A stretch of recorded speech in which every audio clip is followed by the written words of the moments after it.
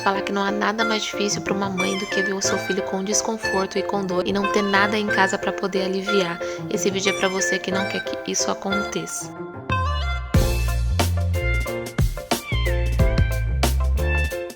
Fala mamãe, seja bem-vinda no meu canal de Mãe para Mãe. Hoje eu trago um assunto bem interessante que pouco se fala.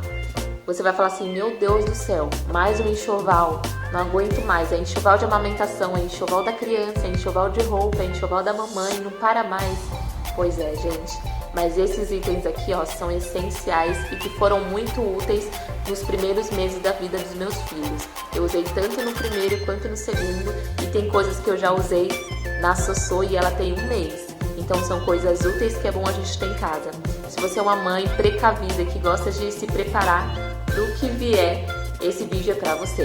Vem comigo. Então vamos começar com o item essencial que toda mãe precisa ter em casa. Termômetro. É algo que é muito útil, gente, porque a gente não consegue ver só com a nossa pele se a criança tá com febre ou não. Se não, tá com 38, não, tá com 40. Não, não dá. Tem que ter um termômetro pra gente verificar se a criança tá febril, se a criança tá com febre alta, se o medicamento que o médico receitou tá fazendo efeito ou não. Então é bom a gente ter em casa, porque imagine a criança tá com febre alta de madrugada e a gente não sabe quanto que a criança tá de febre e a criança tá de 40. Então já fica a dica, um termômetro, já coloca aí. Então na próxima vez que você for na farmácia, já leva essa listinha aqui, que você precisa levar essas coisas para sua casa. Uma outra coisa também, costumam falar já pra gente levar pra maternidade, é o cotonete e o álcool 70, que é pra quê? Pra quê? Pra fazer a limpeza do cordão umbilical até que ele caia. Então a gente não passa nada, gente, não vai nessa história de precisa colocar moeda, precisa colocar isso pra cicatrizar. Isso daqui é o suficiente, álcool 70 e o cotonete. Uma outra coisa também útil, que as pessoas, algumas colocam na lista de enxoval, outras não, que é a tesourinha e o cortador de unha. A criança tem uma unha muito afiada e ela se movimenta demais. Então, qualquer movimento, ela vai lá e se risca. A Sossô esses dias riscou o rostinho e começou a sair sangue. Então, eu tive que usar já a tesourinha, o cortador, para poder cortar a unha dela. Se você tem receio de cortar a unha, passa uma lixinha, já é suficiente também. Então, o negócio cresce rápido. A gente, toda semana, tem que estar cortando ou lixando para evitar que eles se arranhem. Uma outra coisa que a gente sabe que a gente precisa também no enxoval da criança é de pomada. Mas uma dica que eu quero dar, precisa ter 2 pomadas, que é o quê? A gente tem a pomada de prevenção, que é essa daqui que eu tenho, que essa eu levei para maternidade. A gente usa para formar uma barreira na criança e evitar que ela tenha assaduras. Mas isso não impede que ela tenha alergia, tenha assadura, né? Então é bom a gente ter uma de tratamento. A gente costuma ver, na embalagem tem, aqui mesmo fala, previne assaduras. Então essa é só a prevenção, só para formar camada protetora. Mas mesmo assim, se a criança tiver uma assadura, é bom a gente ter a de tratamento também. A outra coisa útil também, o algodão. Eu usei muito nos primeiros dias da maternidade. Pego uma água morninha e passo. Tem vários formatinhos de algodão agora, hoje em dia, não é só de bolotinha, né? Tem uns que são quadradinhos, uns que são circulares, que são bem fáceis de usar. É que o meu estoque já acabou, então eu não consigo mostrar pra vocês, mas eu vou mostrar aqui qual que eu usei e a marca que eu usei também. Vou deixar na descrição os links para se você quiser comprar algum desses produtinhos que eu vou mostrando, tá bom? Tem a gaze também, tem gente que prefere limpar o cordão com cotonete, mas é bom a gente ter uma gaze em casa. Precisar fazer limpeza de algum ferimento, alguma coisa, é sempre bom. Uma outra coisa útil também, que os médicos costumam passar pra gente já nos primeiros dias, nas primeiras semanas, é a lavagem nasal, que a gente usa uma seringa com soro fisiológico para ajudar na congestão ali nasal, para a criança poder respirar melhor e para evitar que acumule muito e acabe piorando a situação da criança. Então, nos primeiros meses, os médicos pedem para que seja 5 ml em cada narina. Crianças maiores de 1 ano pode até ser 10 ml. Essa que eu tenho aqui, eu comprei de cachorrinho mais para não assustar as crianças, né? E esse daqui, a seringa geralmente vem assim. Então, para não machucar, tem esse adaptador aqui. Vou deixar também um link aqui embaixo para vocês. Essa daqui é de 10 ml, mas para os primeiros meses você pode comprar seringa de 5 ml mesmo para passar e ter um soro fisiológico em casa. Você tem um aspirador também, nasal. uma coisa muito útil também, mas mesmo assim as mulheres acabam esquecendo. Só lembra depois que vê que os seios estão congestionados, empedrando e ela não aguenta mais de dor e quer fazer alguma coisa para aliviá-la, que é bombinha de leite. A minha não é elétrica, queria eu ter uma elétrica, mas a minha é assim, simplesinha, que é o que eu tenho, mas me ajuda bastante. Então, nos primeiros dias, o corpo ele não sabe da demanda do bebê, não sabe o quanto que ele toma. Então, ele produz muito. Até se acostumar a entender a demanda da criança, ele sempre produz mais do que a criança mama. A criança mama 5 ml, 10 ml, 20 ml no máximo nos primeiros dias. Aí o estômago vai crescendo, ela vai começando a mamar mais. Mas nos primeiros dias são pouquíssimos ml que a criança toma. E o nosso organismo produz muito. Então, o que a gente faz com esse leite que acumula? Não dá pra deixar aqui, pode desenvolver aí uma mastite. Nos primeiros dias você vai usar. Eu cheguei em casa da maternidade com seios enormes, vazando e só com a bombinha para aliviar. Essa daqui demora um pouquinho mais. Tem várias marcas e elétricas que são bem mais rápidas, mas é essa que tem me ajudado.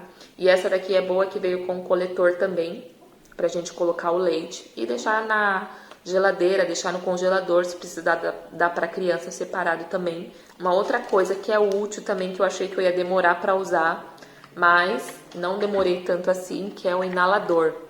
Isso impede, gente, da gente ficar expondo a criança sem necessidade de ir no hospital. Porque às vezes a criança só tá com resfriado, só tá congestionada, só tá com muita secreção ali, e a gente tem que levar a criança para ela poder fazer inalação no hospital, junto com outras crianças que têm doenças mais graves, mais sérias, sendo que a gente pode fazer isso em casa, no conforto do nosso lar. Então esse daqui é bem útil. Eu comprei de cachorrinho, porque é fofinho. Kiara super amou o cachorrinho, então foi bem fácil aplicar nela.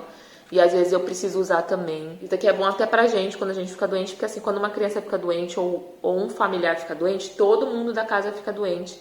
Então é bom pra todo mundo da casa. Tem crianças que começam a usar um pouco mais tarde, você pode deixar para investir mais tarde no nebulizador. Mas eu já vi casos de mães que já usam no primeiro mês, que a criança fica resfriadinha ali, já tem um problema respiratório. Se você tem condições e quer investir, invista, porque vai ser útil. Se não for no começo, vai ser útil em algum momento, pode ter certeza. Você não vai se arrepender de ter um inalador em casa, principalmente se sua criança de madrugada fica chorando porque não consegue dormir com o nariz tampado. Esses daqui eu deixei por último, porque precisa de uma prescrição médica. Nada do que a gente vai dar para a criança, a gente vai dar porque o outro falou que é bom. Ah, porque a avó falou, porque a vizinha falou. Não, gente, a gente precisa ter uma prescrição médica, um respaldo ali de alguém que sabe do que tá falando, do que sabe do que tá fazendo. Então, quando você tiver na primeira consulta da criança, que geralmente acontece logo na primeira semana de vida, o médico ele pede para a mãe retornar para saber se a criança está ganhando peso, se tem algum problema, se está desenvolvendo bem. Então, na primeira consulta você fala: doutor, o que eu faço se minha criança tiver dor? O que eu faço se minha criança tiver com cólica? O que eu faço se minha criança tiver com dente nascendo? Já pergunta isso pro médico e já pede para ele prescrever. Geralmente o médico já faz isso sem eu pedir, né? Nas primeiras consultas ele fala: mãe, quando a criança tiver com dor, você dá um paracetamol. Quando tiver com febre, quando eu tiver com cólica, eu vou receitar aqui um Luftal, mas só quando eu tiver com crise, né? E eles vão lá explicando para você. Eles falam da dosagem também de criança para criança, do peso. Então eles já prescrevem. E aí você sabe o que dá para a criança quando a criança apresentar uma crise de cólica, um momento de febre, quando o dente estiver nascendo. Então é muito útil a gente perguntar para o médico, já ter em casa também, para não acontecer da criança ficar doente justo de madrugada, a gente não conseguir contato com o médico, a gente ter que sair para ir na farmácia, às vezes é longe da nossa casa, às vezes a gente está sem condições de comprar no momento, então já deixa algumas coisas que a gente costuma usar bastante. O Luftal e a dipirona, eles receitam até para gestante no pós-parto, porque a gente tem dor. Eu tive cesárea no último, então eu precisava tomar dipirona porque doía muito a região, né, nos pontos até cicatrizar.